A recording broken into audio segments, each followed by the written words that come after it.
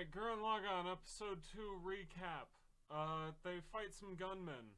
That's really all that happens this episode. Pretty much. They fight some gunmen, they learn a little more about the world, and, Simon has that wonderful Cap moment where he's like, oh, all these earthquakes are what killed my parents. Yeah, Go berserk mode! They find out that they personally don't like the gunmen. Yeah, 100%.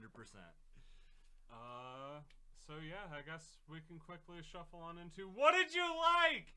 I liked a lot of different little bits of this episode. The interactions between, Kamina and Liran, their first introduction of him. Learning that, hey, maybe people did live up on the planet at one point. Just the little subtle ways they go about it. And obviously the reveal that, oh, hey, gunmen come falling in from the sky. We don't know how, but they just come rocketing in, smash into the earth, create tremors that, cause earthquakes and crush people below. No biggies. Yeah, Liran's the name of the character that I forgot in the last episode. Because it's been quite a minute since we filmed our episode 1. But I don't know if you remember, I totally spaced on Liran's name. Oh, yeah. Because he has a line in the Space Odyssey intro. Yes, he does. Pretty good stuff there. Yeah, so I love Liran just as a character. Yeah. He has so many fantastic lines just all throughout the show, and we'll get to my very favorite Gurren Laggan line, and he says it. But oh, he's got your favorite line, huh? Oh yeah, he's the one that says to fire. Whoa, no, that's for spoilers, that's my spoilers. dude. Calm your tits. That's for spoilers. I like that. I like that Kamina fucking trash talks his dad at the beginning of the episode, and then finds out that he's been trash talking. Yeah, dead at the end of the episode. There's no time for phone calls. 1 second, everybody. All right, back to recording. I had to take a phone call. All right, 2 other little bits that I really enjoyed. When the gunmen first show up in this episode, they're in giant robots, but they decide to do a stretching routine. 1, 2, 1, 2. I mean, I don't know if that's paying homage to, Goku, as he always stretched before, fights, especially in Dragon Ball. But either way, I really, really enjoyed that. And just the fights in this one, and, of course, Kamina, the guy without a plan, hey, I'm gonna pilot that gunman! No one else from the village figured this out. How long have they been up here? How long have the Littners been up here fighting gunmen? No one's like, hey, why don't we capture one of those mecha things? Nah, we'll just shoot it till it explodes. Yeah, they really sell how stupid Kamina and Simon kind of are. Simon's got a brain in him, and he's good at learning things, but they're both kind of dumb. They're both very ignorant of just everything. They don't know how to read. It even takes, Simon's the smart one, and it takes him a little bit of time to realize that these gunmen are the things that were fucking up his family, and that they're the ones that killed his mom and dad. No shit, the giant robots falling out of the sky are probably what made the earthquake happen. Yep, just a little bit. Shouldn't take you a whole 2 minutes to realize that, but... Yep. And again, Kamina's just ability to, I'm gonna wing it. Yeah, that ability to wing it, though, if it weren't for Simon, he would have got just punched, right at the beginning. Oh, literally. Jumps out, hey, I'm Kamina. You aren't gonna do any more bad shit. Good guy speech, and giant robot. Kadoosh! I like how sometimes foreshadowing is relatively obvious, and that's just this entire episode in a nutshell. Oh, yeah. Hey, look what we're about to do. Look at the setup, and look at this character that everyone likes. Hey, we're gonna remind you of that Space Odyssey scene. Yep. And look how much that dude looks like this guy. Crazy. Also, who knew that Kamina's father was Harlock? Should I say that one's for spoilers? No, so you actually made that joke in the last episode, too. I couldn't resist. It looks like him a little bit. It really does. He went out and did a lot of shit before he came back to Earth and got squished, though. Oh, snap. I think that's about it for all the things that we liked, right? Yeah, what did you not like? I love this episode, period. I can't. You go first. Maybe I'll figure something out I didn't like. I don't know, gratuitous fan service, but Yoko's just gratuitous fan service wrapped up into a character. There was no fan service. Yoko what are you talking about? There's 5 pussy shots right at the beginning of the episode. It shows that manly spirit activates the Gurren. No, it reminds me, there's this show called Blue Mountain State that's about a football team, but I love it because there's not a game of football in the entire show. But at one point, I think it's season 2 or season 3, their mascot is talking to the team about how to take the perfect dick pic. And, like, they're all talking about how, like, do you put in the face? Do you not put in the face? Is it about the body? Is it not about the body? Like, do you get any amount of ass into the shot? And he comes up and he goes, all right, boys, there's 3 things you need in a dick pic. You need ass, dick, and face. If you can get the sun in the background, it's a bonus. And, like, there's 3 shots that fit that criteria. This show came out way before Blue Mountain State did, but, like, that's the thesis to that fight scene, is how do you get the perfect pussy shot on oh my God. a fucking 14-year-old girl? I want to say he's wrong, but he's right. Oh, snap. But yeah, that's probably the only thing I don't really like. Yeah, like, again, I like the entirety of the show. This episode's really solid. I mean, maybe Leron's weird wiggly thumb, because I can't do it in real life. Give it a manly twist. Yeah. And when you screw it in, like... Leron's the best. Leron's pretty good. He's a great mix-in character. It's pretty awesome. Well, and I don't know, he's a good way of kind of poking fun at gay people while still being really respectful towards them in a lot of ways. Yeah. Like, he's just himself. If he feels like throwing a little double entendre into what he's saying, he's gonna do it because he thinks it's funny. Yup, 100%. And some of the people around him might not get it, like Kamina. Die, you! Oh, yeah.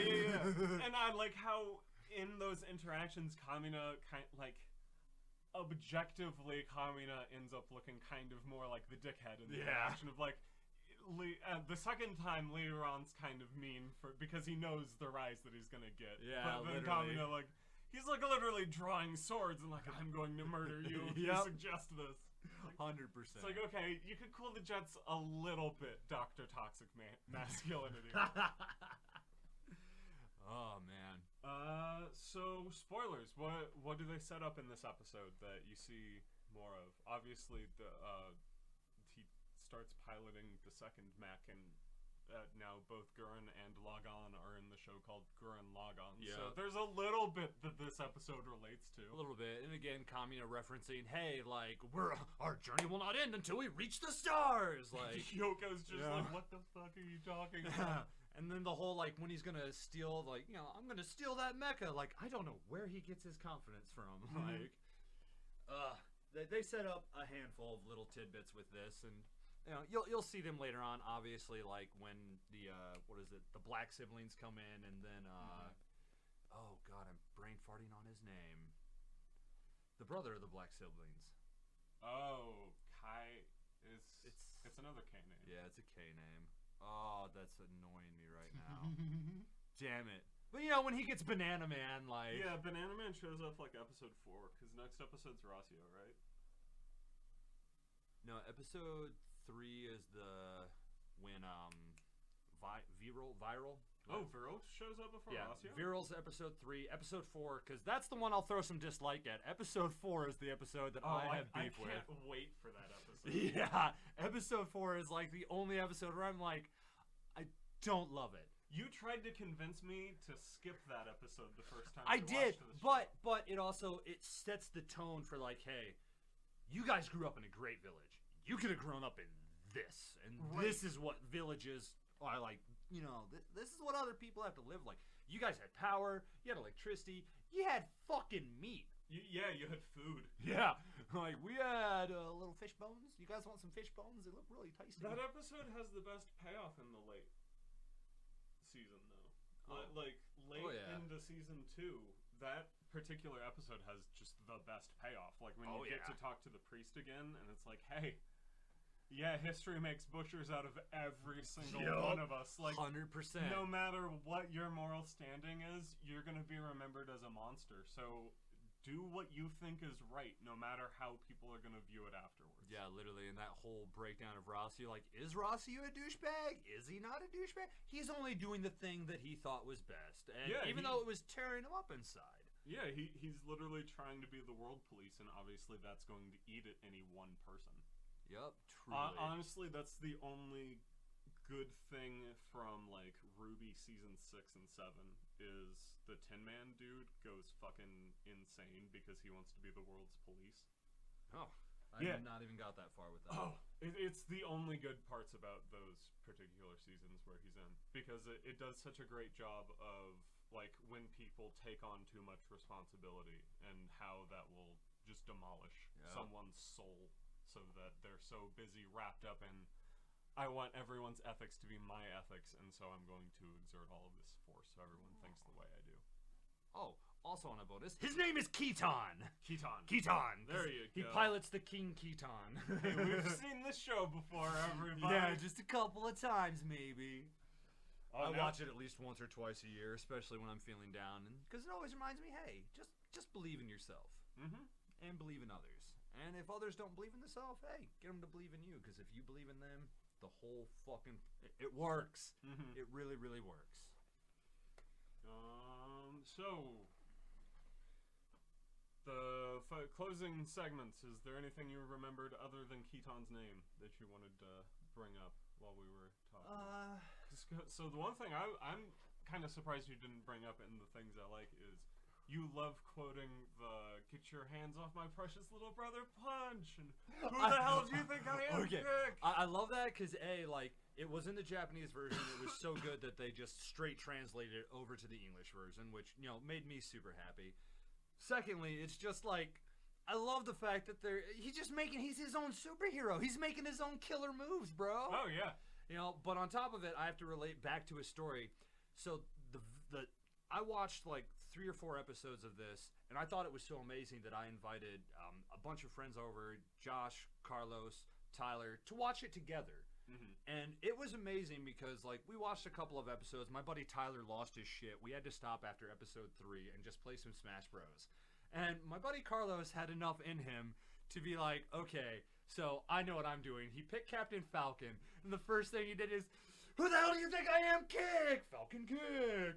And then, of course, the Falcon punch. "Get your hands on my precious little brother punch!" And I just, it was just so perfect. That little thing right there, how he did that. I love it. I treasure that memory, and it's one of my favorite memories, and it's fucking great. Ugh. Like, I hope that at some point in some time, something bad happens, and I can just run up and just karate kick someone, flying kick in the head, and just, "Who the hell do you think I am? Kick!" And I know there's going to be some fucking weeb out there who's going to be like, "Oh! So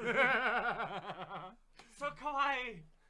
So kawaii! Get him coming up!" Like, thank you. Anything else you thought about while we were talking about this? Detabayo. That's about it. Detabayo? Believe it! Oh, fuck.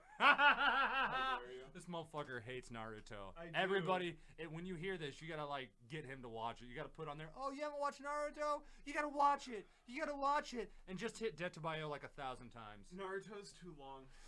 Oh my god, he's watching One Piece right now and has the gall to say that. This monster. Yeah, but One Piece is good. Oh, and there it is, kids. That's where we're gonna cut this one, I think. Where I get murder face on him. No, One Piece is awesome. You need to watch One Piece. Trust me, I do. I want to watch One Piece, but I don't have time for 1,000 episodes in my life right now, bro. That's the cool part about manga. No, you can just burn through it. You were telling me the other day that there needs to be, like, you were surprised that there wasn't, what's the name of the Japanese theater? Oh, the Kabuki Theater? The Kabuki Theater, yeah. You were telling me about this dude in the show where you were amazed that, like, a theater set and a dude with, like, wood blocks didn't come out. Oh, yeah. That literally happens in an episode. Ha! I foretold it. I knew it. You really need to watch One Piece. I'll get there. It happens right around the same time he unlocks Gear 2. Aha! Which, by the way, he unlocks Gear 3 at the same time as Gear 2. He just doesn't need to use it right away. Oh, that's actually pretty neat. Yeah, I don't even know that's what some Goku-esque bullshit. So they don't do a good job of explaining Gear 2. He just, like, starts getting red and steamy and, like, Kaiokens, which is neat. But, like, all of his moves get upgraded, and by upgraded, I mean he stops punching through things, and he just, like, instead of hitting something with his fist, he, like, pulls his entire body through and hits it with his fist and his entire body at the same time. Okay, paying major homage to Goku. It's really cool. Everything's Piccolo. I go through you. Well, no, so, like, Luffy's thing is, like, he'll punch through, so, like, his punches hit you and then also knock you off your feet as he, like, goes through and, like, extends the distance from where you were standing to where you end up. Yeah, and then he catches up with his body and crashes right through. Well, yeah, so that's what he starts doing in Gear 2. In Gear 2. And I think that's such an interesting way of showing force of, like, I don't need to keep hitting through you, I just need to hit you harder. Yeah. I think that's a fun philosophy. So now that this is turned into One Piece, the fucking... I tried to cut it 3 minutes ago. I know you did. And I didn't let you. You son of a bitch. Yo, I'm like the most professional podcaster. Bro, who the hell do you think you are? Alright, but let's get back and check out episode 3. Episode 3? Okay. Yep, let's get it. Sounds good. See you in episode 3, kids.